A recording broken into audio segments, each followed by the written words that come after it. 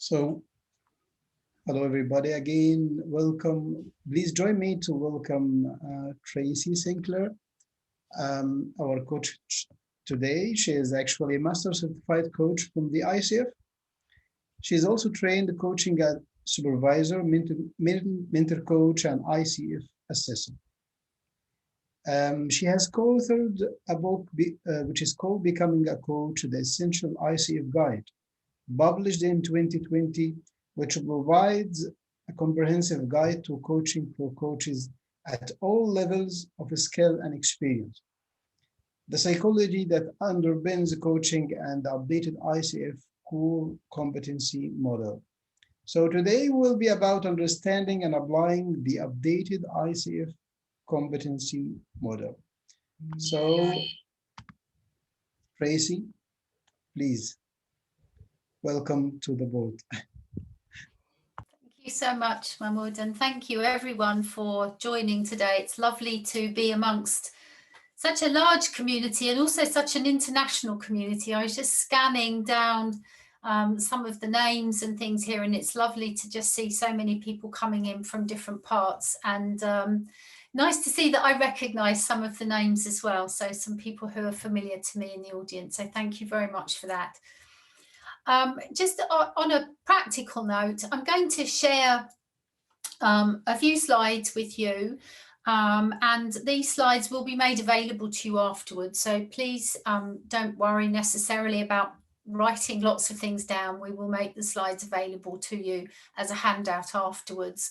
And what we'll also try to do is allow a little bit of time at the end as well for any questions that you might have. So please do pop any questions into the chat box, and Mahmoud has very kindly agreed to try to capture some of those, and we'll pick up on some of them at the end if that's helpful.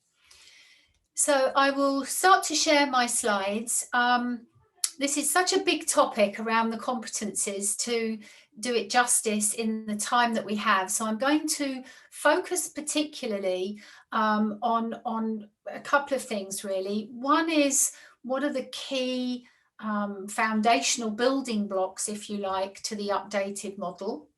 And secondly, what are some of the really important themes that are coming out in the new model, as well as perhaps some of the things that differentiate the updated model from the previous one. So I'm not necessarily thinking today to go through every competency in lots and lots of detail, more just to give us a highlight of where are the key themes and the key differences. And I really hope that that's helpful to you. So I'll start sharing the screen, and we can have a look at these competencies. So just bear with me while I do that. Okay. All right. So the key things that I would like to cover in the time that we've got is really to give you an overview of the model, and really look at some of the principles of performance development and growth that we know from the research that was done in the model to create the model, as well as from things like coaching psychology and general performance psychology that are infusing the model as we've currently got it articulated. And then we'll focus in on the essence of them. We'll highlight, where some of your previous training, if you like, and your experience as a coach aligns with this model, because it's very similar to the previous one, and obviously have some time for questions and discussion, hopefully at the end. So the first thing I wanted to share with you is just a little bit of background around how we came to have this updated model. And the idea really is, if we think about the role of a coach as being a job that someone would have, and therefore, if somebody's job is a coach, what would be the job description for that role?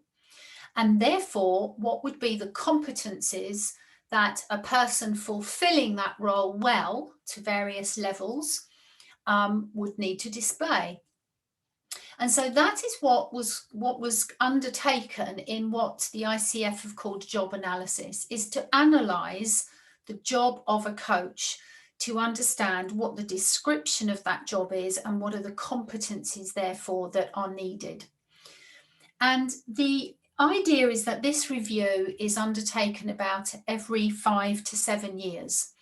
Now, why 5 to 7 years, we might be asking? Well, this actual process to get to the updated model that we have today took around 2 years to complete. So this is not a small task. It's actually the largest and most comprehensive analysis of the role of a coach that's ever been done globally. So it's a very sizable task, therefore not something to perhaps be undertaken every year. However, we don't want to leave these things for too long, because the profession of coaching is still evolving and growing and changing. And it's very important that we have a job description, a role description, and competencies that reflect the way coaching is being interpreted and defined and used today.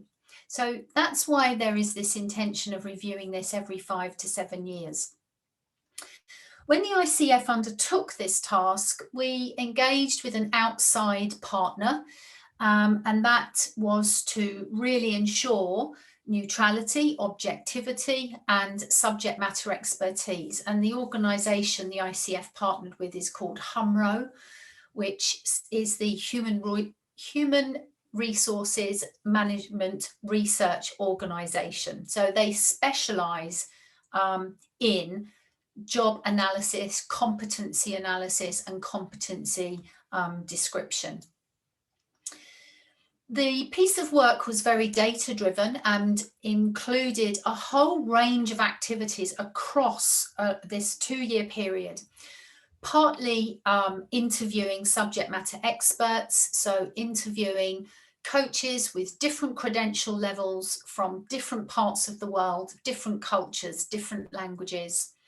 And then having workshops where people came together, again, from a very cross-section around the globe, to analyse some of the data that was starting to come out.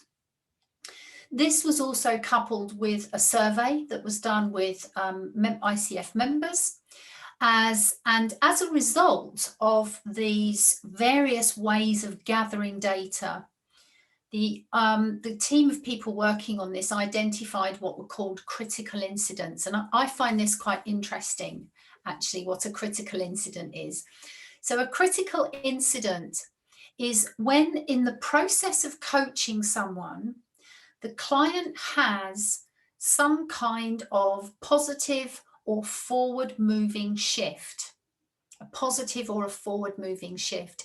And that shift could be an insight, a change in thinking, a change in attitude, a change in feeling about something, a change in belief, a change in energy that is forward moving in some way.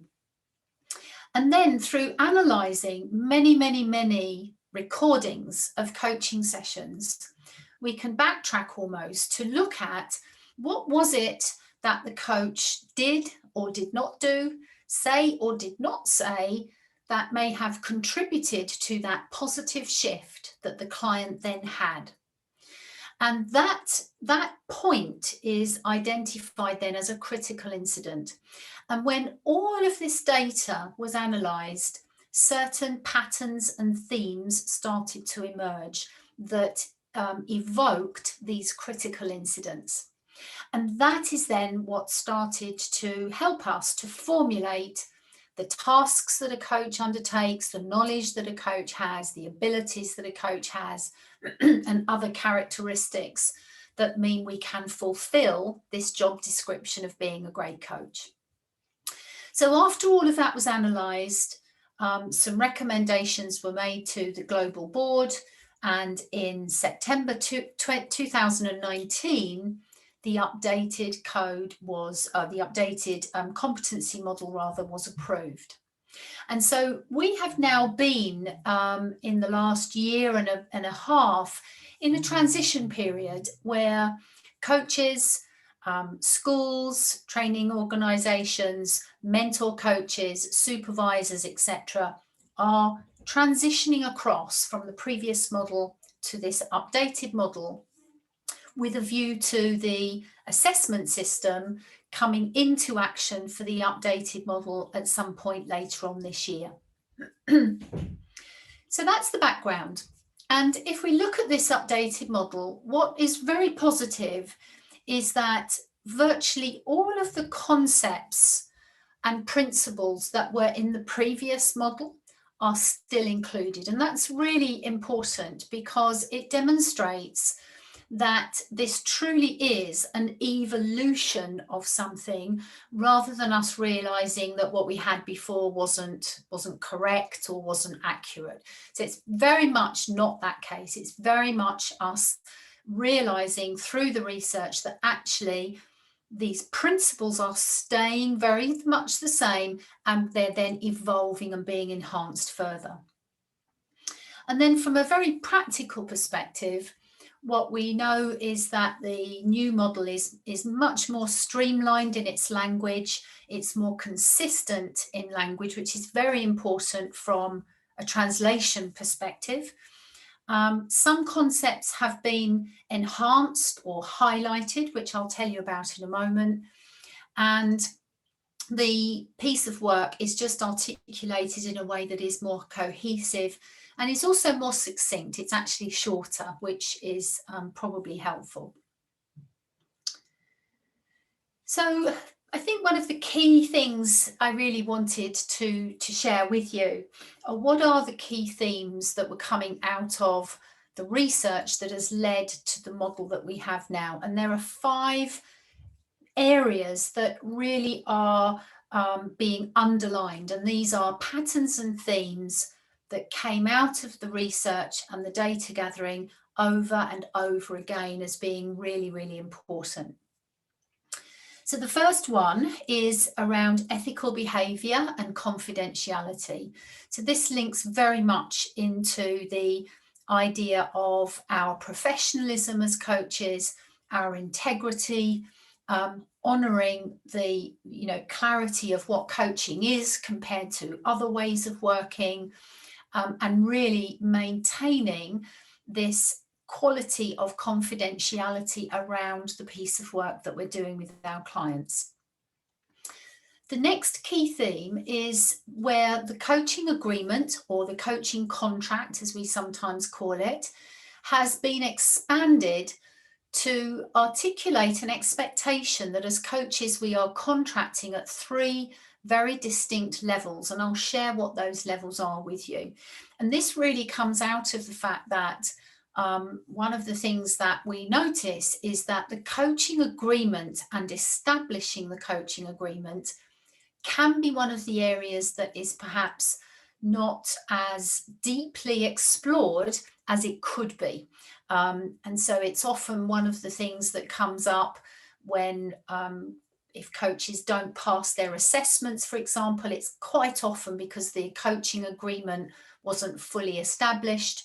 And even sometimes in ethical challenges and complaints that we have around the world, which thankfully are very few, but often what will surface is that the root to the issue was somewhere back in the fact that the coaching agreement perhaps wasn't as clear as it could have been. So this is viewed to be a really foundational area.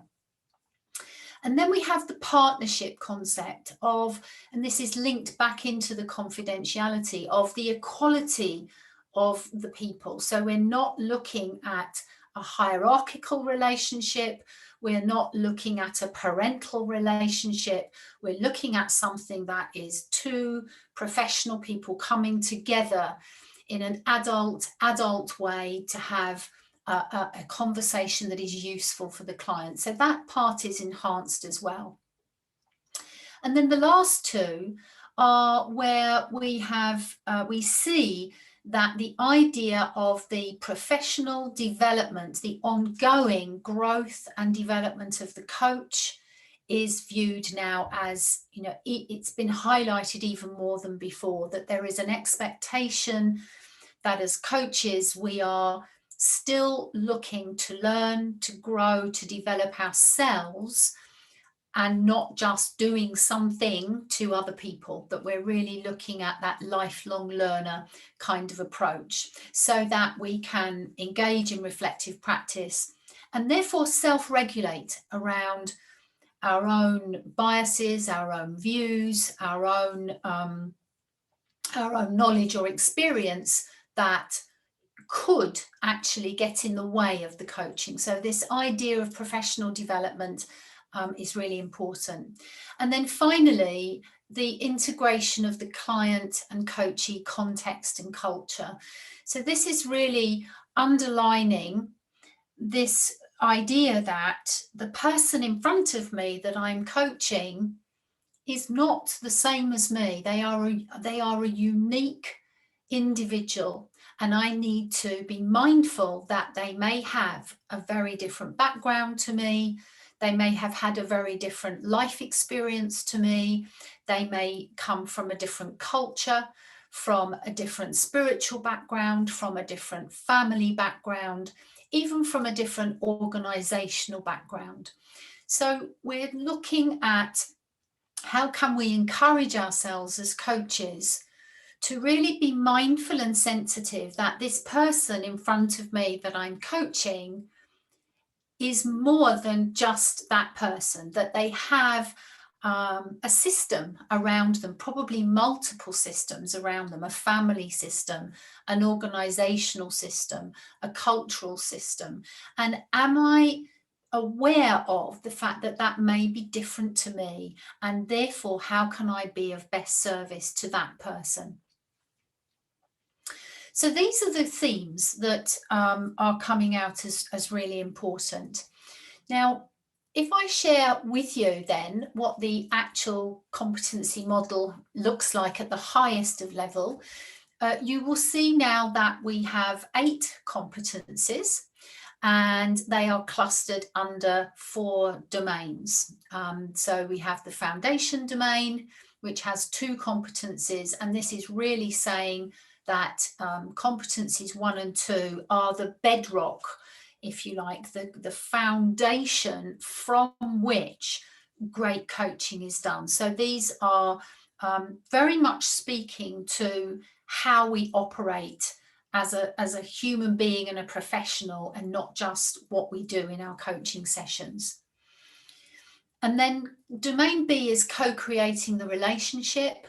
So relationship is articulated here in different ways around how we maintain these agreements and how that agreement setting informs the relationship that we have.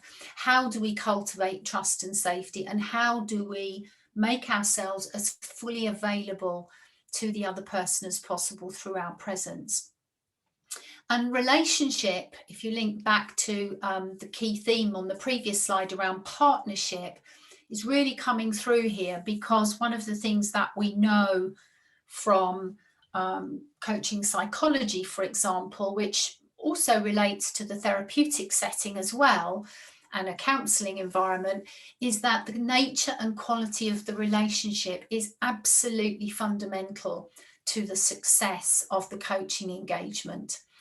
So that is even before, as a coach, I might do or say anything that's particularly helpful.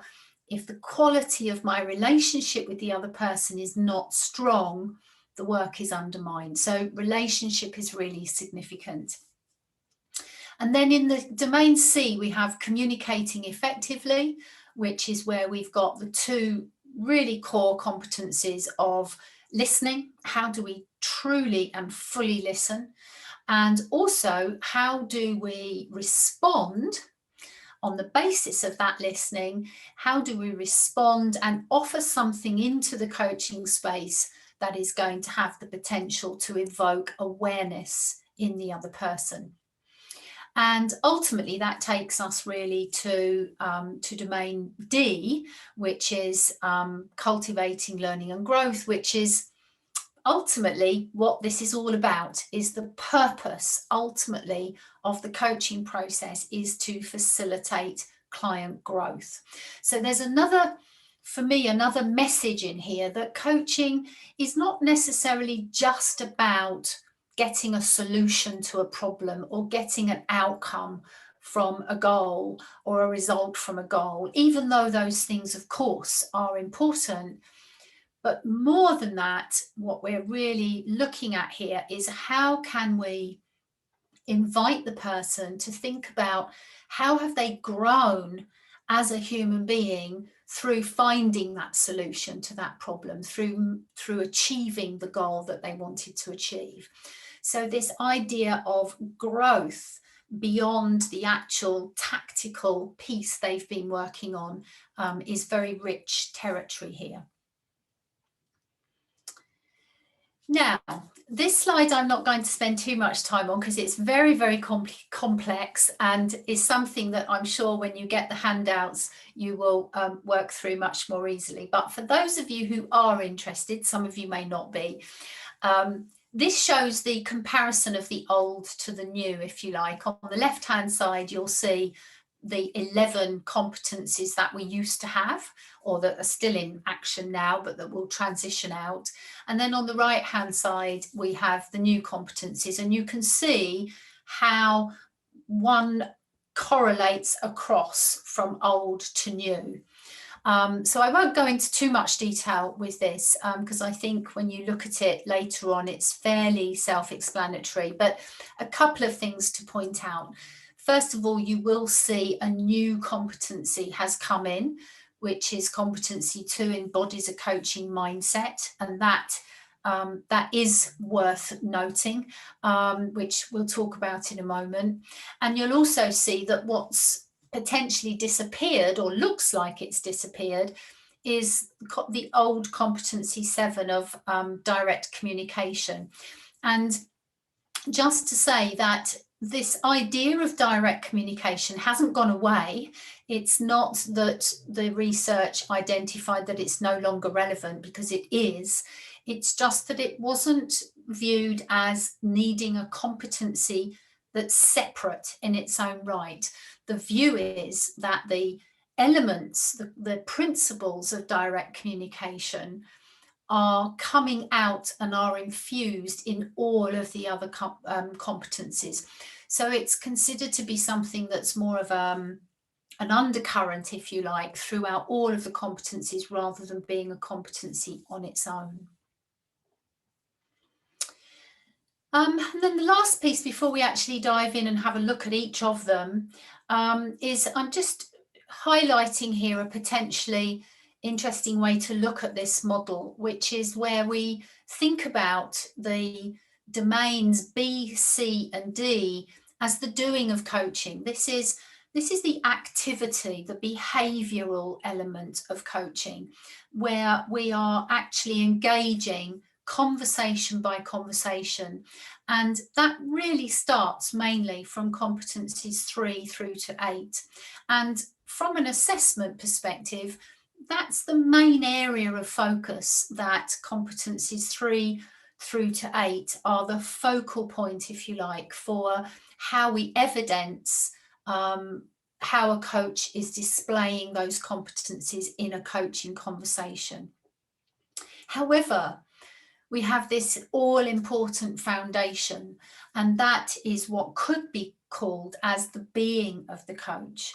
Is the coach being ethical? Is the coach being professional? Is the coach embodying integrity and respect and equality and mutuality? And is the coach embodying a mindset that is inclusive of the context of the client that we talked about on the previous slide, and is embodying a mindset that is one of being, a lifelong learner, if you like? So these being competencies are very much more focused on the coach, whereas the rest of them are focused on what the coach does with their client. So there's a slight distinction here.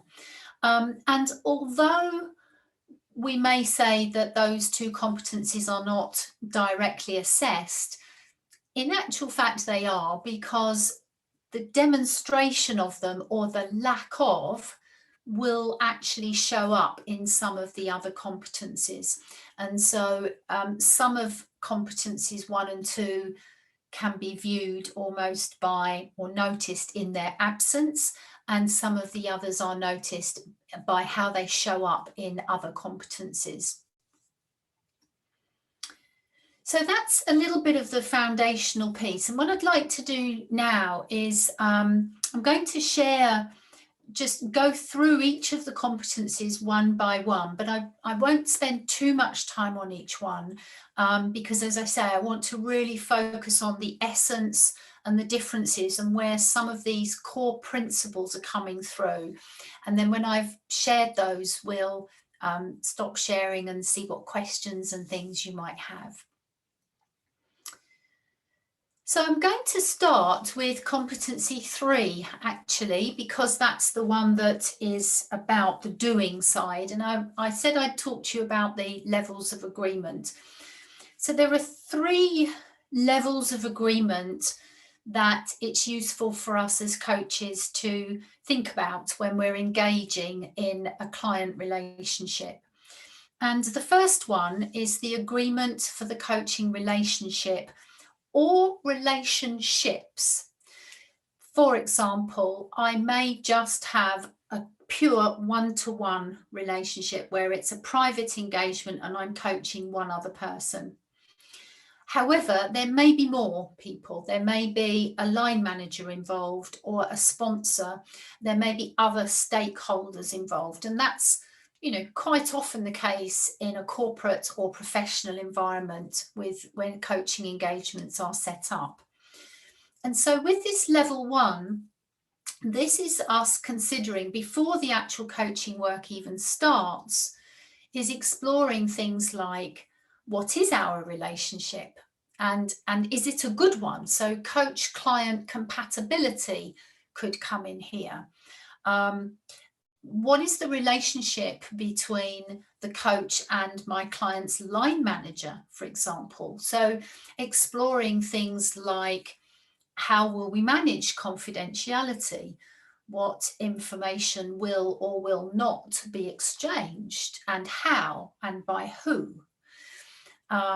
How will the client update their line manager, for example, or will they? So all of these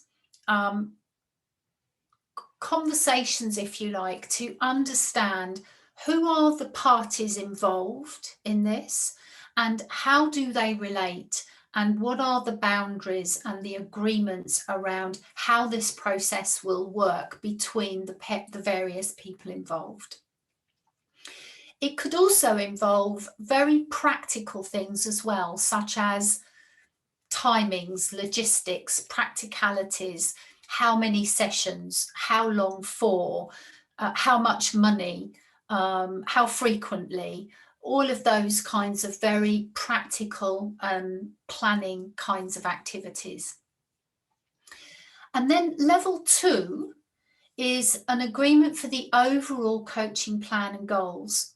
So for example, if we have agreed that the coaching package is going to be 6 sessions once a month for 6 months, for example, then the conversation is, what's the overarching goal? You know, what is the territory or the purpose for this overall package of work, and where would the client like to be at the very end of those 6 sessions when we finish all of our work? And if that's the goal, you know, how will they know that they've achieved that overall goal? And what might be some of the areas or topic areas that they might want to work on session by session towards that goal? So it's a high level scoping almost of the overarching piece of work that we're going to do together. And then finally, in level 3 is where we are looking at how are we engaging with our client session by session to understand what it is they want to achieve that day. So what are the goals and objectives for that conversation? And of course, that's the part that would normally be assessed. You know, when we send in our recordings to the ICF, this would be the part that is listened to understand that the coaching agreement has been set for that coaching session. And hopefully the outcomes and goals from that coaching session somehow feed into and contribute to the goals that were set at that level 2. So you see this hierarchy almost of agreement setting and maintaining agreements each time.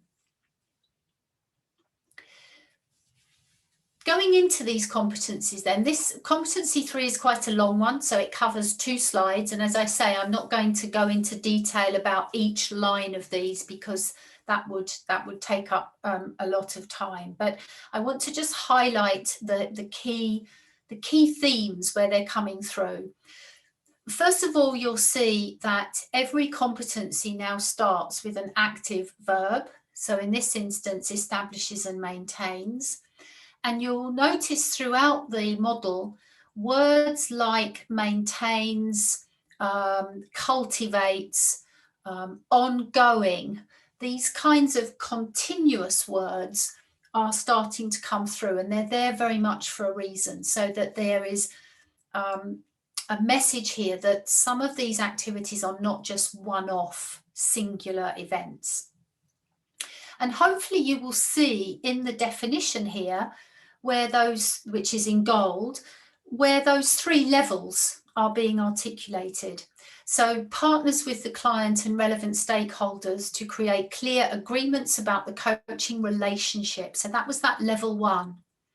And then you'll also have establishes agreements for the overall coaching engagement, level 2, as well as those for each coaching session, level 3. So you can see in the body of the competency where those 3 levels are interwoven. And then in the sub-competencies, which each competency has, the expectation and the competency is further detailed, and you'll see the first 3 here. And then if I go to the next screen, you'll see the rest of them after that. And as you look at these perhaps later on, you will notice how some of them relate to level 1, some of them relate to level 2, some of them relate to level 3. And in fact, some of them may relate to more than one level. So it's not a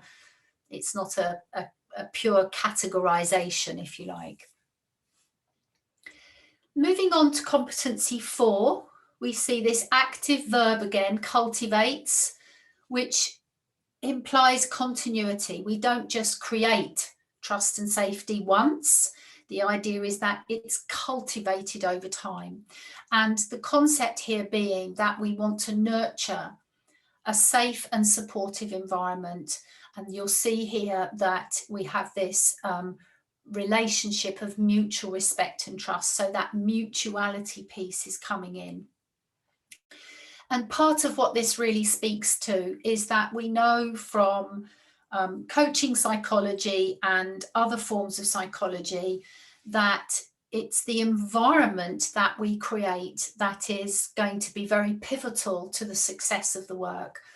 And if we believe that our clients are creative, resourceful and whole, which is often a term that is used in coaching to think about how we consider our clients, then really our role is to create the conditions, the safe, supported, trusting, respectful, confidential conditions for them to share freely and therefore find their solution, for them to bring their creative, resourceful, whole being into the space and find their solutions.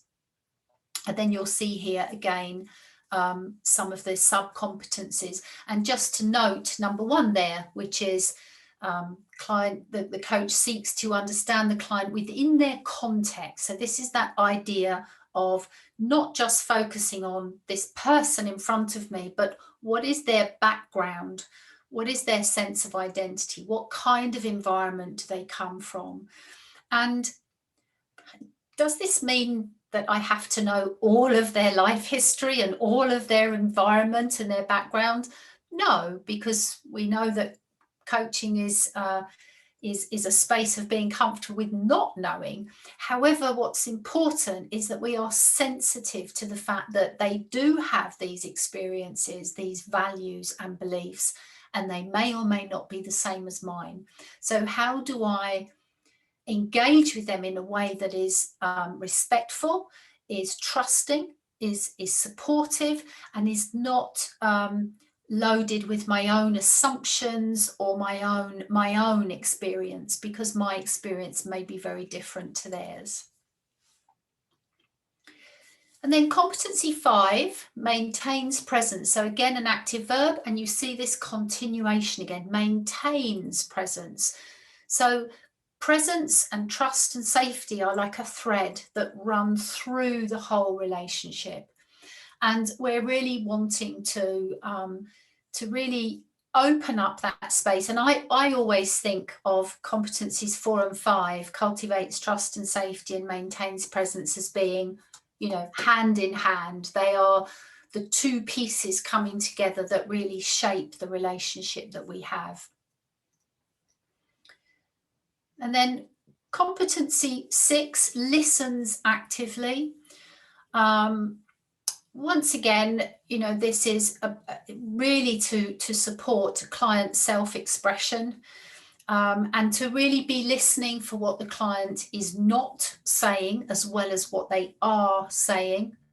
Other than that, I think most of the elements of this competency are very similar to things that we see in the previous one, but you'll notice again in sub-item 1 that the coach considers the client's context, identity, environment, experiences, values, and beliefs.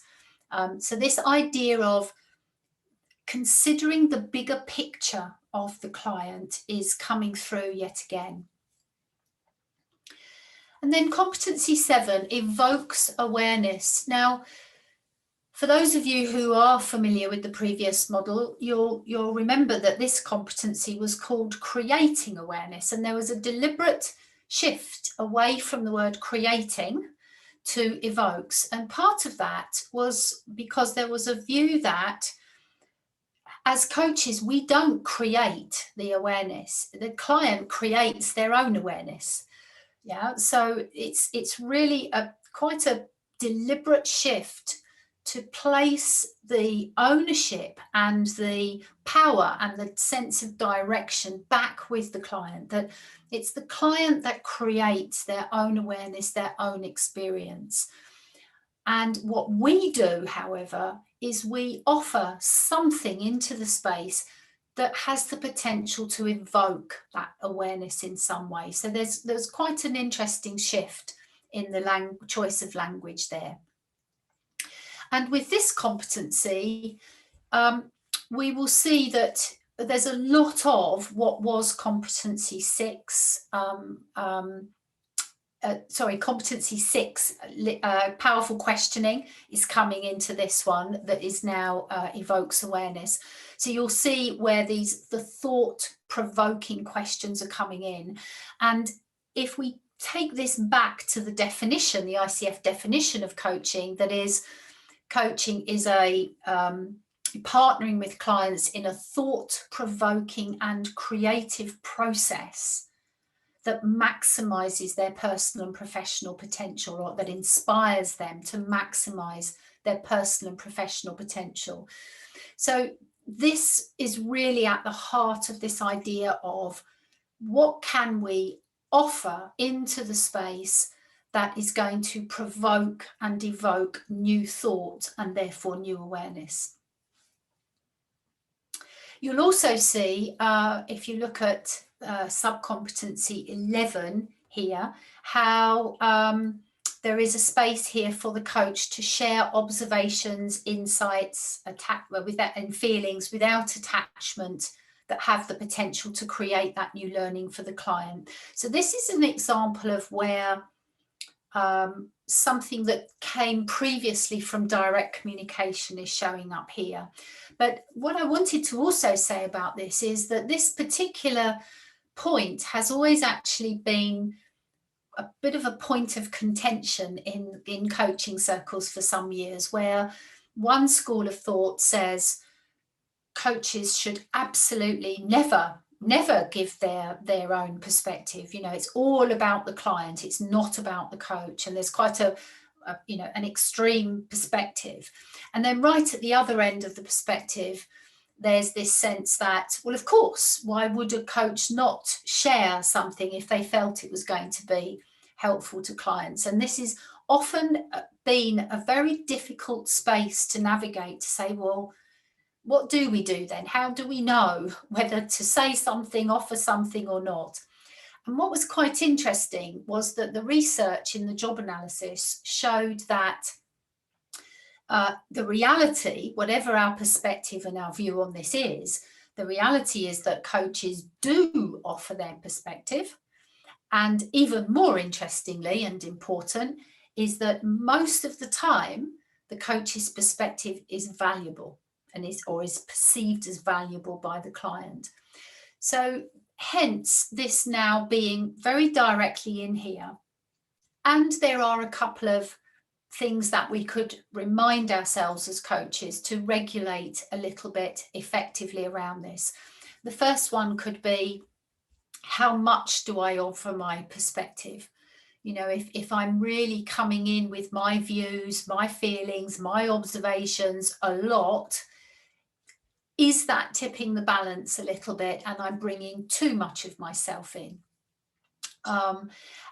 Another thing to check ourselves for could be, am I really doing it without attachment? You know, why am I offering my perspective? Could be a great question to ask ourselves. Am I offering my perspective because I really sense that this could be useful to the client? Or am I offering my perspective because I happen to know quite a lot about this and I'm excited to tell them because I think it would be helpful? So it's really just checking that why we're offering it is going to be valuable to the client and not because it serves us, if that makes sense. And then the third thing I would offer up here is that we check, you know, that what we are offering, how it's landing with the client. So we're not just making strong statements of truth almost, but we're putting our perspective, our observation into the coaching space and then checking with the client to see whether that resonates with them, whether it evokes something for them. And then we have, in this particular set, competency 8, which is really, as I said before, this, for me, the you know, all roads of coaching hopefully lead in some way to some form of growth. And so we're looking at how do we transform what we have learned in the coaching session, what we have explored, what we have realized, what we have decided. How can that be transformed into action so that as the client, I leave not just with a solution to something, but I also leave with new awareness, new understanding of how I operate and where else this awareness might be useful to me. So this part is really pulling together what was previously the cluster of competencies in 9, 10 and 11 that's really starting to bring in what is the forward movement that's coming out of this? What are the actions and goals and steps and plans that the client wants to take forward? And also sitting in here is going to be this inquiry about learning. You know, what is it that the client is learning about how they approach these things, how about their situation or about themselves?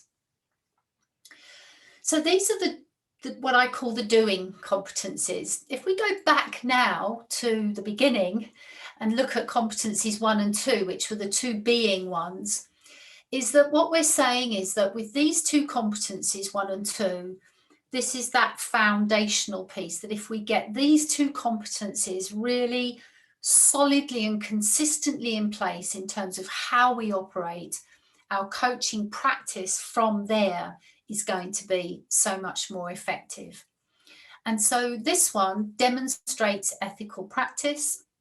You'll see here in the definition, understands and consistently applies. So this is speaking to the fact that this is about how we operate on an ongoing basis. And of course, there is here a direct link in subcompetency 4 straight into the code of ethics. And also, you'll see the ICF core values. So that the link to the core values is itemized much more specifically than it was before. And once again, if you look at subcompetency 2, this idea of context is coming back yet again, that we are sensitive to the client's identity, environment, experiences, values, and beliefs. And then finally, we've got competency 2, embodies a coaching mindset, which is this newer competency that's coming in, that is really bringing to the foreground something that I think has been at the heart of the intention of the ICF coaching competencies for years, which is around us engaging in ongoing professional development. And of course, the whole fact that our credentialing system is renewable already speaks to this. I think that there is a perception that after 3 years, we aren't just having our credential forever, that every 3 years we are it's almost like going back and having another driving test or something, if you're going to use a car driving analogy, that we're checking through our 3-year renewal cycle that we are still fit for practice, that we are still operating in a way that is aligned with the competencies, and that we're still learning and growing ourselves. And that's really what this competency is all about. It's just articulating something that's been embedded, if you like, in the credentialing system for a while. So reflective practice, just to pick up on this one, which is highlighted there in number 3, that reflective practice could be done in a variety of different ways, whether it's through supervision, through peer group work, through reflective writing, through reading, through attending webinars. Today is an example of reflective practice where we're reflecting together on the competencies. So I will pause there and stop sharing so that we can actually connect with each other a little bit. And I'd love to have the opportunity for the rest of our time to just engage with any observations or questions that you might have. And hopefully, Mahmoud, you're able to help me out with a few of them. Thank you so much, Tracy, for the presentation. It was really comprehensive. And I like myself the mapping of new competencies with the old competencies. We have a question here from Nadine. It says, what do we do when, or what to do when we notice a bias that is related to cultural view? Shall we challenge the bias to see if it helps them?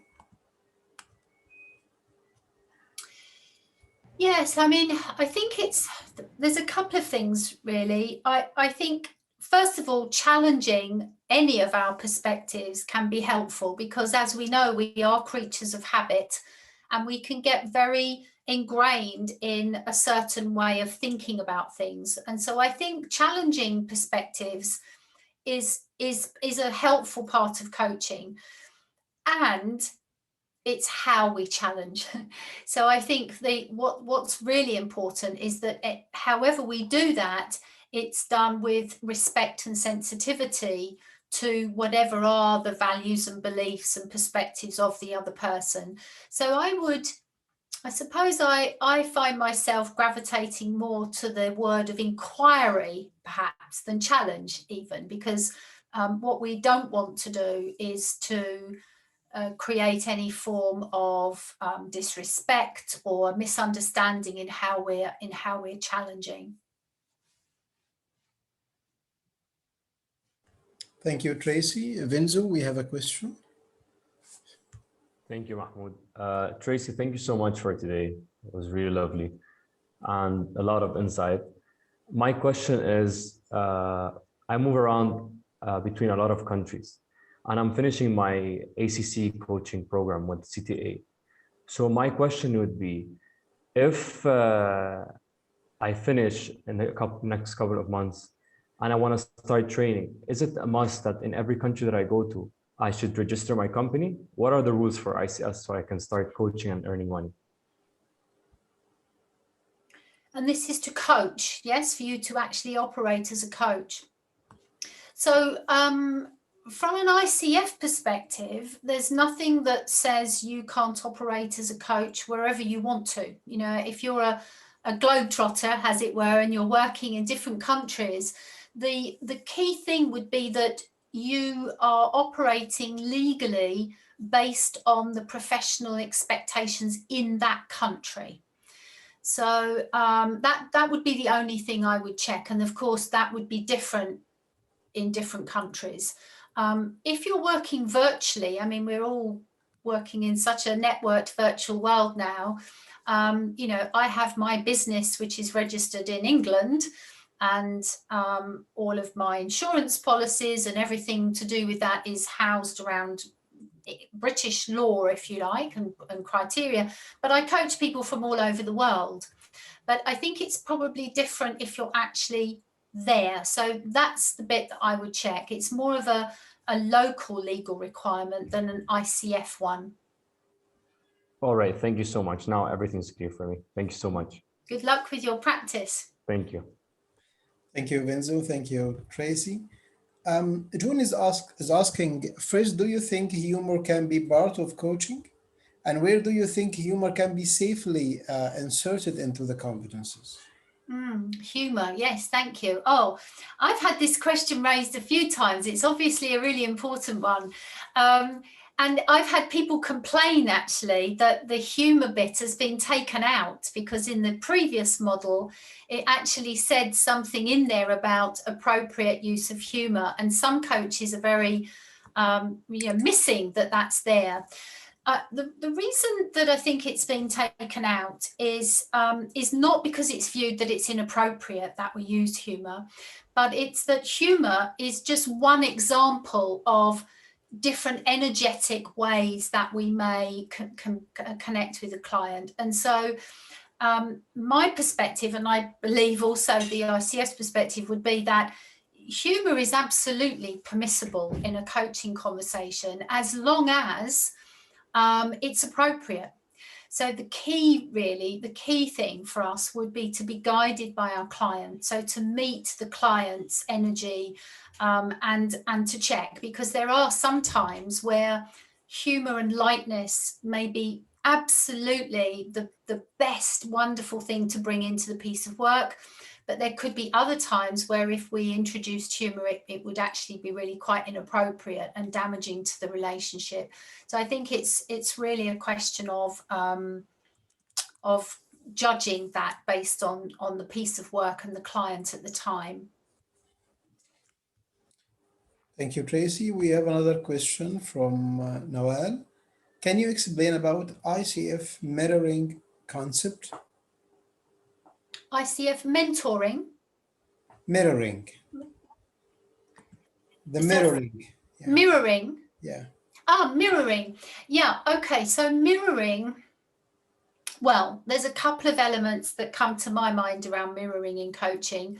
One is perhaps a more traditional way of thinking of mirroring when we're trying to match someone's energy and their body language a little bit, which comes from some psychological models, which is where we're trying to demonstrate almost our own persona in a way that has some level of resonance and familiarity with our client.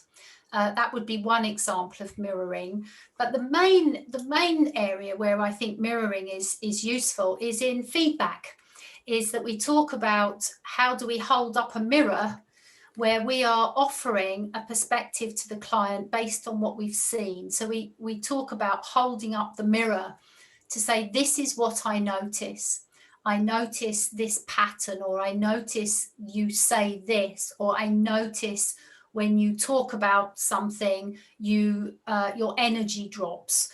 So it's not us giving our opinion necessarily, it's us holding up a mirror to say, this is what I notice. What does that mean for you? Is it relevant? Is it something that's useful for us to explore or not? Thank you, Tracy. The next question is actually from Brenda. She says, can we have an example of where offering value to the client land is more about the coach providing their value, and a bit about what effect that has on the client? Yes, thank you, Brenda. Well, I can give an example actually from a piece of work that I was listening to recently from when I was mentoring someone. And this particular coach is a recruitment consultant as well as a coach. And she was coaching someone who was looking for a job. And it was one of those very classic cases where her own knowledge was sort of getting in the way a little bit, because she couldn't keep her coach hat on and she kept putting her recruitment consultant hat on by starting to give advice around how the coach could the client rather could reshape their CV, or when she should apply for a role and who she should send the CV to. And because she knows so much about that topic, she was, in inverted commas, trying to help, but it was too much. It meant that she moved out of the modality of coaching. And before she realized, something like 15 minutes had gone by and all she'd done was just give lots and lots and lots of advice, which of course may have been valuable, but it wasn't coaching. And she then found it very, very difficult to turn it back and get it into a coaching frame of mind. So it's not to say that the perspectives aren't valuable. It's really a question of, how do I self-regulate when I'm giving them? And the coach afterwards recognized, when she listened back, she said, oh my gosh, I just got so excited because I knew what she needed, which of course is quite an interesting place for a coach to be, to know what their clients need. That for me is a little warning sign. Okay, thank you, Tracy. Olanik is asking, when is the application of the new competencies? When did you say, Mahmoud? When will be the application of the new competencies? Yeah, right, thank you. So we don't have a set date yet, because there is still work going on in the background to finalise the new assessment process against the competencies. As far as I am aware, it's due to happen during the second half of this year, but I don't know an exact date yet. It's been such an enormous piece of work. I think in the original timeline, we would have already switched over, but some things are taking a little bit longer. But I would look out for announcements. The ICF will announce when that transition is, and I'm sure so will local chapters of the ICF as well. But I would expect it to be in the second half of the year. This does mean that there is a little bit of a rush, like a gold rush almost, for people to get their applications in before the changeover. But I would encourage people not to panic too much about that, because the new model is not radically different. It's not as though the skills that you display are suddenly different. The skills ultimately are the same. It's just how they're configured and articulated that is slightly different. So the bigger job really is for assessors to assess against a new system, rather than us as coaches applying for it. So I would encourage people not to worry too much about that. Thank you. We have a question from Okozo Daniel. Okozo, are you ready to ask? Okay. It's on mute. Okay. We have another question from Brenda. She says, are the markers posted and can we begin to follow these specifics? Yes, okay, thank you. So yes, the PCC markers are now posted and available on the ICF website. If you go to the area that is where the core competencies are, you'll see there is a tab that takes you into the updated competencies, and there's also a tab that takes you to the updated PCC markers. We don't currently have available, this is part of what's still being finalised, is we don't yet have the full detailed documentation available for ACC and MCC. So it's the PCC is viewed to be, you know, sort of the gold standard, if you like, that we're trying to share with the world, as it were, in terms of credentials. So that's the set of materials that's come out first. But the PCC markers are available. Okay, there is another question from Nadine. It says about at the MCC level, how do we step into the not knowing or into the unknown at the MCC level? Wow. Have we got another 2 hours? That's a huge, I mean, what a beautiful question, but that's like a huge question. I love it. You know, for me, I think that is about our own work that we do on ourselves. And sometimes we will be comfortable with not knowing, and sometimes we won't, you know, and I think that depends on what we're going through in our lives and how we feel, you know. So I don't know that that's suddenly a skill that we acquire and then we have it forever.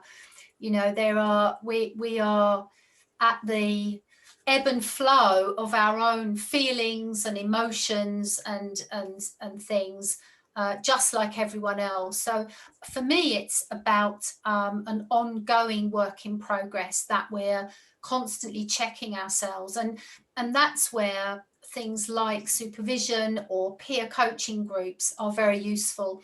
And for that, what I would encourage people to do is which I know I do in my own practice, is to periodically check in and reflect upon my client work and ask myself, you know, what was the nature and quality of my own thinking? How was I in that piece of work?